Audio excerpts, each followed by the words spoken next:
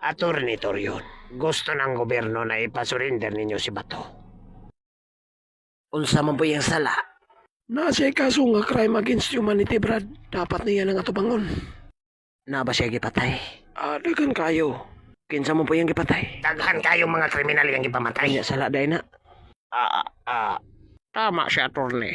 Kriminal man o adik na ato sila human rights. Dapat iagin nato ng due process. Unya, katong gipamatay nga mga inosente. Gitagaan ba da ito og due process sa mga kriminal? Gusto na mo si Bato na inyong ipasurrender.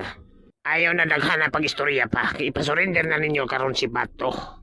Ang mas maayo, ana, muuli mo sa inyo og maglulo.